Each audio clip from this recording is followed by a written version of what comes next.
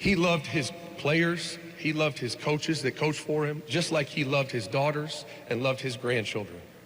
It was the same to him.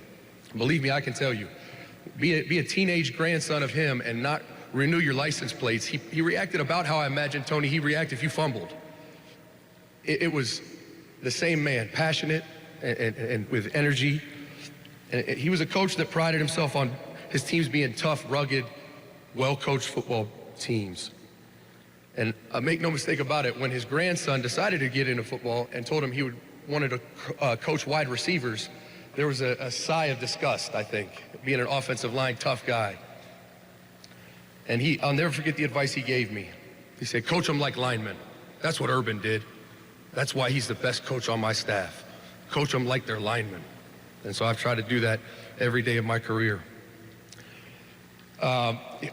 Another funny aspect of my career in interacting with him was when Coach Meyer gave me the opportunity to come back to Ohio State. He would come into my meetings, and he usually only lasted about 10 minutes. We'd probably talk about a curl route or something, and he'd get bored and go down to the O-line meeting. But I think there was a level of respect where, like we were talking, Matt McCoy was talking about, where he would have opinions, and I think there was a level of respect for Coach Meyer where he realized you don't need to cross that line. He's the head coach. Let him do his deal. There was no level of respect in my meeting room. He would walk in after a game and he would tell me what he thought. He would tell me what we needed to do on defense, and I would look at him, Coach, I'm the wideout coach. What do you want me to do? Call a different defense? But it was honestly an unbelievable experience being back here with him and the place that he so loved. If I had to share the personal values that he encompassed and taught in our family that I believe carried over his career, I would say loyalty was his greatest asset. At times, even to a fault. If he had your back no matter what, forever. I saw it when I lived with him in the summer in college, with players that would call, Coach, I need this. Coach, can you help me this? I mean, he would spend a whole day trying to help. I saw it within our own family. There's no one here that he would not help till his last day. Growing up, if we ever did anything, if he was buying a car, he bought it from a former player. If he was getting insurance, he'd call a former player. Everything he did, that's why he had to be in Columbus, because he wanted to support his players. And he was the same way with our family. He also firmly believed that's just what you should do. So much so that saying thank you often ended the conversation. He just believed that doing things for people he cared about was simply what you should do. I'll never forget several times, be a phone call and a thank you for doing that. I love you. And he would say, all right, but talk to you later. Bye-bye. Hang up. Because he didn't need thanked. He just felt like that's what you should do. But that was him. He was born to impact people. His children, his grandchildren, his great-grandchildren, his players, everyone he cared for. That's what a coach is, and that's what he taught me and taught a lot of people here. The last piece of advice he gave me that I think I should share on this platform was when his wife, my grandmother and love of my life, and his life, passed away. It hit him hard. See, as a coach, you're away from your families a lot. And it's only validated and worth it if you do truly coach the way he coached and care about your players like your own children. But he gave me a piece of advice when my grandmother passed away, and I know Coach Meyer got the same message. He said, let me tell you something, buddy. As he began to tear up, which was a rare occurrence. He said, you make sure you give the people you love one entire day every month.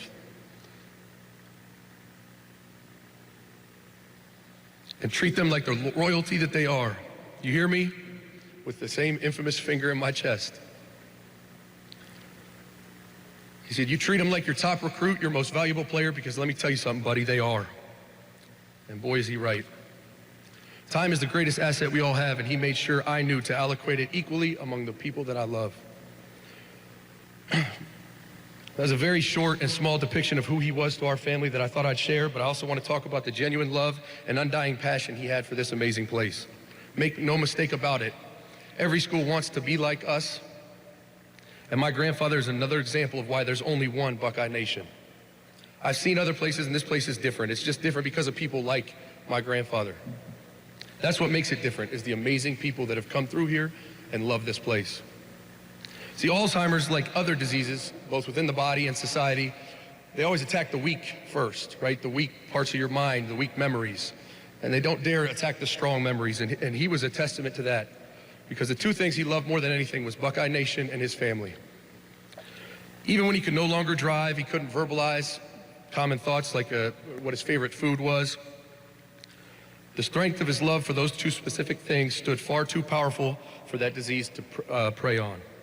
His extreme passion for his family and his love for the Ohio State Buckeyes was far too strong for Alzheimer's to touch. Until the very end, he never lost the ability to recognize or remember his family, trying to kiss my kids his final day when he heard their voice. And almost until the end, he never lost the ability to ask me, how's number 21 doing, the kid from Akron? He couldn't remember that an apple was his favorite fruit, but he could say, I tell you what, 16 played well Saturday. That's my kind of guy, he's tough. It was unbelievable because Alzheimer's couldn't take that. It was too strong. His love for this place was way too strong. When he had heart complications a few months back, his heart rate was alarmingly low. And when I would visit him, we would see medical proof of his love for this place.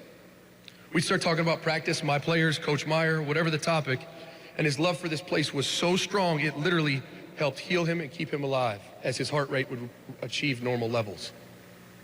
This was probably already been too long of a speech, but it's hard when your hero and the man you've wanted to be for 34 years has a celebration of this magnitude. I will end with this, which I believe is what makes Earle Bruce a legend and someone that I aspire to be like, and we all should. The greatest testimony to his life, the greatest gift he would give this world, was the generational impact he had by impacting a lot of people here who will then impact a lot more people.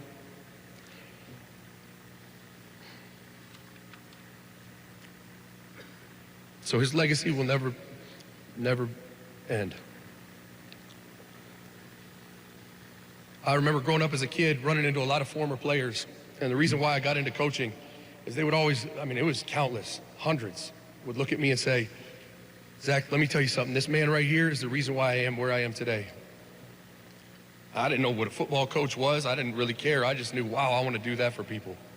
I want someone to say that about me. I want to have that kind of impact, and that's why I decided to get into this, because the number of people he impacted and I experienced as a kid growing up was unbelievable.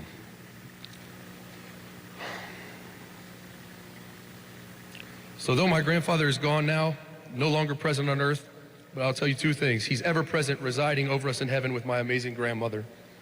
And his impact on all of us will resonate for generations because he made thousands better. He did what I and all of us should aspire to do. He changed the lives of thousands of people for the better because he cared about them and would do anything for them. His impact will be felt for generations. So all of Buckeye Nation, my family thanks you for being a love and passion our family has been fortunate enough to enjoy for our entire lives, and for loving my grandfather as much as he loved you. I'd be remiss not to share the advice he gave me the day Coach Meyer hired me in 2012 to close. He got about 6 inches from my face and he said, listen to me, you work hard. You're to be loyal to Urban Meyer, love your players hard, and hate no one except Michigan. Go Bucks. Thank you very much. I really appreciate it.